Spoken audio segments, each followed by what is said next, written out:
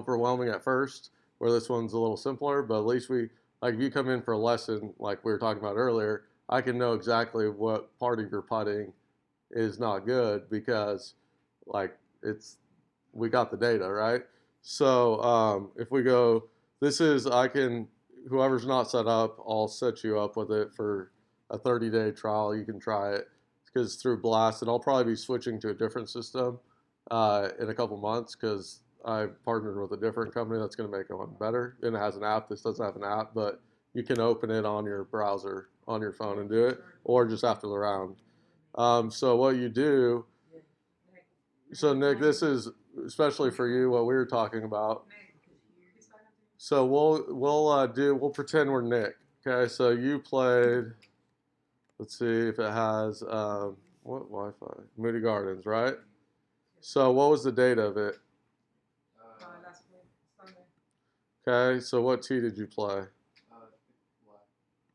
Okay, and then it was a tournament, correct? So you can mark tournament versus non-tournament, so we can see how your stats vary under pressure versus casual round. So then you click start round, and it's very simple. Like you can change the yardages there by just say it wasn't say they put the tee up, right? And then where did you can change the yardage to what it was because then it's going to track your driving distance from your approach shot, how far you have. So then if it ended up in the rough, bunker, water hazard, you put the result. Save shot, goes to the next one.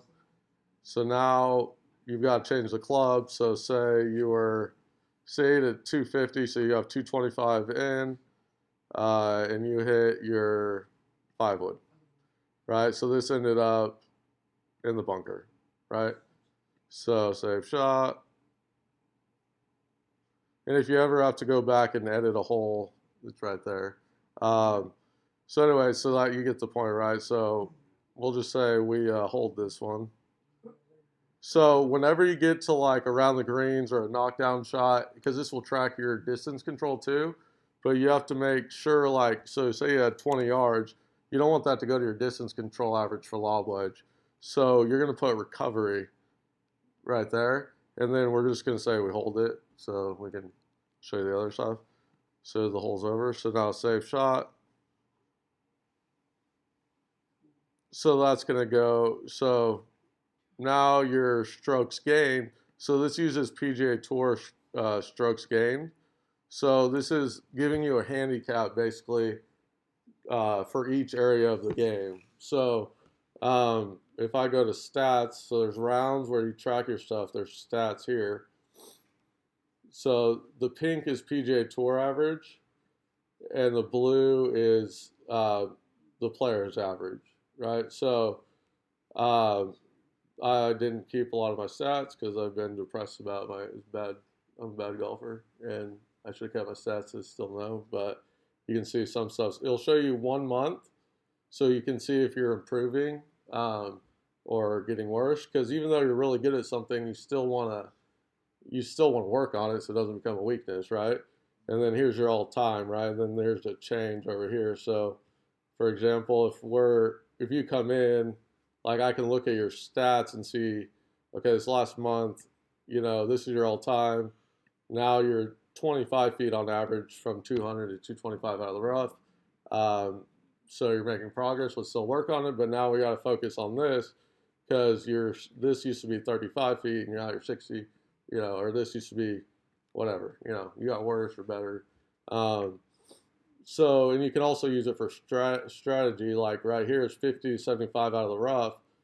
I average 25 feet from the hole, and from 100 to 150 in the fairway, I average 16 feet. So why am I trying to push it up by greens where I'm going to get a buried lie, a weird, there's a lot of variables. So I can go try to mess around out of the rough, but you can't predict what the ball is really going to do. It might knuckle, it might, go under it, whatever.